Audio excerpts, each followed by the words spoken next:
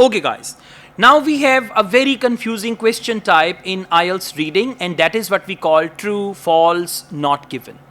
ठीक है, बाज़ लोगों को ट्रू फॉल्स की समझ आ जाती है, फॉल्स और नॉट गिवन की समझ नहीं आती. Don't understand what's the difference between false and not given. अब ज़रा ध्यान से इसको समझना है, और मैं ये भी बताऊंगा ट्रू से फॉल्स कैसे होगा और फॉल्स से नॉट गिवन कैसे होगा, नॉट गिवन को कैसे देखना है, ट्रू का कैसे पता चलेगा, एंड ऑल दैट.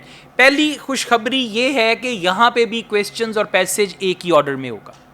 अच्छी बात जो है वो यही है, जैसे अभी आपने किया ना, सिस्टमैटिकली आगे बढ़ रहे हैं, आपको आंसर्स मिल रहे हैं, बिल्कुल इसी तरह से ट्रू फॉल्स नॉट गिवन में भी क्वेश्चंस और आंसर्स जो हैं वो ऑर्डर में होंगे.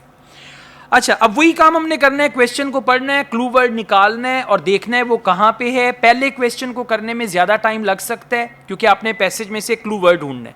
दूसरे क्वेश्चन पे कम टाइम लगेगा क्योंकि आपने आगे चलते जाना पे. ठीक है, क्वेश्चन है जी, इन 1887 H.M. Ashley had the fastest. अब 1887 और H.M. Ashley हमारा हो गया क्लू वर्ड. उसके बाद वो बोल क्या रहे, had the fastest. फास्टेस्ट को अंडरलाइन करें. Bottle producing machine that existed at that time. अब वो कह ये रहे हैं 1887 में H.M. Ashley के पास सबसे ज्यादा तेजी से बोतलें बनाने वाली मशीन थी उस दौर की. ठीक है, यानी उसके पास एक मशीन थी जिसपे सबसे ज्यादा स्पीड के साथ बोतलें बनाई जा सकती थी उस दौर में. अब सुने जरा, अगर तो H.M. Ashley के पास सबसे ज्यादा तेजी से बोतलें बनाने वाली मशीन थी तो ये हो जाएगा ट्रू. अगर उसके पास मशीन तो थी लेकिन एक और मशीन थी जो उससे ज्यादा तेज बोतलें बनाती थी, ये नहीं थी, फास्टेस्ट नहीं थी, फास्ट थी, लेकिन फास्टेस्ट का मतलब है सबसे ज्यादा तेज. अगर सबसे ज्यादा तेज नहीं थी तो ये हो जाएगा फॉल्स. और अगर हमें पैसेज में ये नहीं बताया, मशीन का भी बताएंगे, बोतलों का भी बताएंगे, ये नहीं बताएंगे कि सबसे ज्यादा तेजी से बोतलें बनाती थी, तो हो जाएगा नॉट गिवन. अब ये जो वर्ड है ना फास्टेस्ट, इस वर्ड ने डिसाइड करना है कि इसका आंसर ट्रू होगा, फॉल्स होगा या नॉट गिवन होगा. और हर सेंटेंस में ट्रू फॉल्स नॉट गिवन में कोई एक ऐसा या तो वर्ड होगा या कोई एक ऐसा फ्रेज होगा, यानी 3-4 वर्ड्स होंगे जो डिसाइड करेंगे कि इसका आंसर क्या है. अब चलते हैं वापस पैसेज पे. देखिएगा 1887 भी मिल गया, H.M. Ashley भी मिल गया. ठीक है, सबको मिल गया सेकंड पेज पे. अब इसका मतलब है कि हमने यहां से आगे चलना है. ऑल राइट, इसको मैं पढ़ रहा हूं जहां पे दिया हुआ ना, ऑनर H.M. Ashley. मिल गया सबको? Okay. Honour H.M. Ashley introduced a machine capable of producing 2000 bottles per hour in Castleford, Yorkshire. अब जरा सुनिएगा, 200 बॉटल्स का तो बता दिया, अभी तक फास्टेस्ट का वर्ड नहीं आया. 200 बॉटल से इंप्रेस नहीं होना कि अच्छा 200 तो फास्टेस्ट, तो अंडरस्टूड है ना. क्यों? हो सकता है कि 2000 बोतलें बनाने वाली भी हो मशीन. ठीक है, तो इस तरह से नहीं. 200 bottles per hour in Castleford, Yorkshire, England, more than 3 times quicker than any previous production method.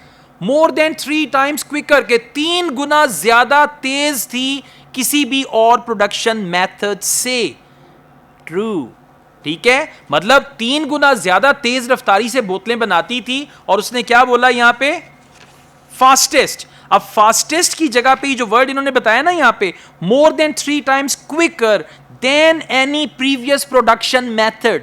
Then any previous production method का मतलब है कि सबसे ज्यादा ये तेज थी. तो क्वेश्चन है हमारा,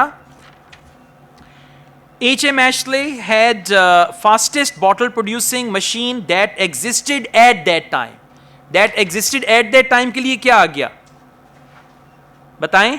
That existed at that time के लिए क्या वर्ड आया? More than 3 times quicker than any previous production method.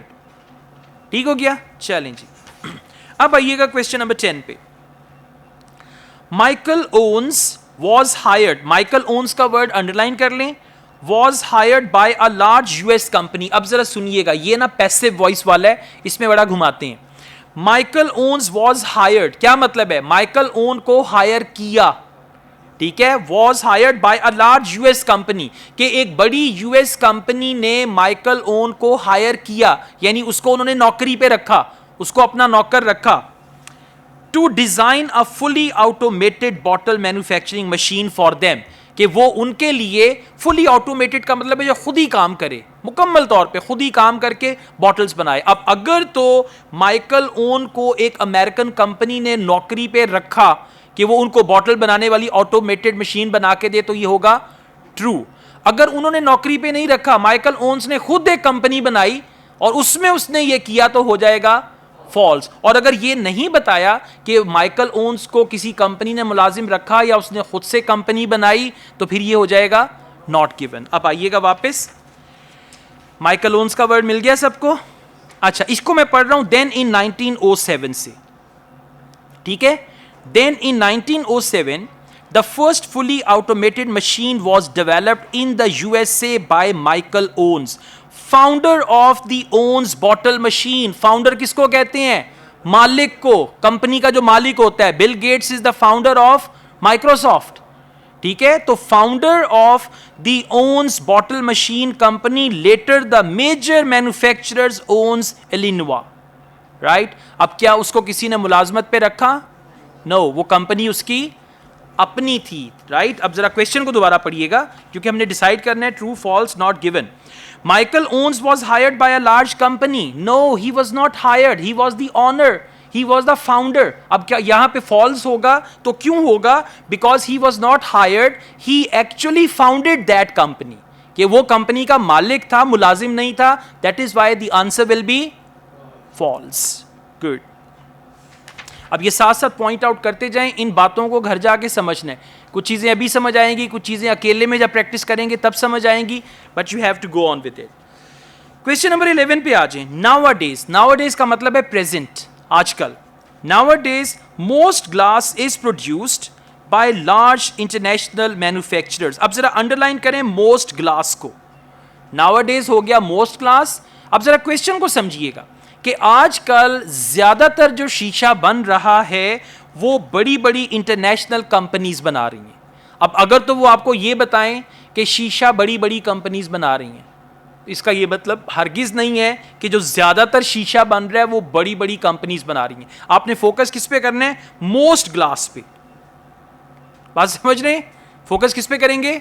Most glass पे। अगर तो मोस्ट ग्लास इंटरनेशनल कंपनीज बना रही हैं, ठीक है, अगर वो कहते हैं जी 70% of glass is produced by big international organisations और इंटरनेशनल मैन्युफैक्चरर्स, तो ये हो जाएगा ट्रू, राइट। अगर इसके ऑपोजिट है तो फॉल्स, अदरवाइज नॉट गिवन। अब क्लू वर्ड हमारा क्या हो गया यहां पे? ये मोस्ट ग्लास और उसके बाद इंटरनेशनल मैन्युफैक्चरर्स एक्चुअली। आइए आगे चलते हैं। देखिएगा लास्ट टू लाइंस, 9-10 के नीचे लास्ट टू लाइंस जहां पे ना टुडे, ठीक हो गया। अब टुडे किसकी जगह पे आ गया? नाउअडेज की जगह पे। कितना आसान हो गया, नाउअडेज और उसकी जगह पे आ गया today. Today glass making is big business. It has become a modern high-tech industry operating in a fiercely competitive global market where quality, design and service levels are critical to maintaining market share। अब मुझे बताएं, कहीं पे उन्होंने बताया है कि most glass जो है वो इंटरनेशनल मैन्युफैक्चरर्स बना रहे हैं? मोस्ट ग्लास का कहीं पे जिक्र आया कि इंटरनेशनल मैन्युफैक्चरर्स ज्यादातर शीशा बना रहे हैं? नहीं आया। तो आंसर क्या हो जाएगा? नॉट गिवन, ठीक है। नॉट गिवन में भी इंफॉर्मेशन होगी, लेकिन जो बोला है ना इन्होंने मोस्ट ग्लास का वर्ड, वो नहीं है। So it is not given. अब इसको भी मार्क कर लें ताकि आप जाके इसकी प्रैक्टिस कर सकें। अच्छा, इसके बाद है question number 12, concern for the environment. अब इन्वायरमेंट का वर्ड अंडरलाइन करें। Concern for the environment is leading to an increase demand for glass containers. Glass containers को अंडरलाइन करें। ग्लास कंटेनर्स इसको कहते हैं, ये देखें, शीशे की बोतलें, शीशे के ग्लास, शीशे के जग एंड ऑल दैट, इसको हम बोलेंगे ग्लास कंटेनर्स। अब क्या बोल रहे हैं? कंसर्न फॉर द इन्वायरमेंट, के इन्वायरमेंट। देखिए पहले दौर में शीशे की बोतल होती थी और उसको क्या करते थे? वापस करके दोबारा दूसरी फिल अप करवा लेते थे। वो बोतल वापस कर, रीयूजेबल थी, ठीक है। और फिर वो बोतल जब टूट जाती थी उसके बाद क्या होता था? वो रिसाइकल भी हो जाती है, नहीं पैसे तो जाती हैं, वो रिसाइकल होती है बोतल, ठीक है। तो शीशा जो है वो आप इसको 10 साल बाद भी जब मर्जी पिघला के जो मर्जी बना लें, ठीक है। तो ये बात क्या कर रहे हैं? कंसर्न फॉर द इन्वायरमेंट, कि इन्वायरमेंट की लोग जब फिक्र करते हैं ना कि हमारा जो पोल्यूशन है वो ना हो and all that, is leading to an increase demand for glass containers. अब अगर इन्वायरमेंट की वजह से ग्लास कंटेनर्स की डिमांड बढ़ रही है तो आंसर होगा ट्रू।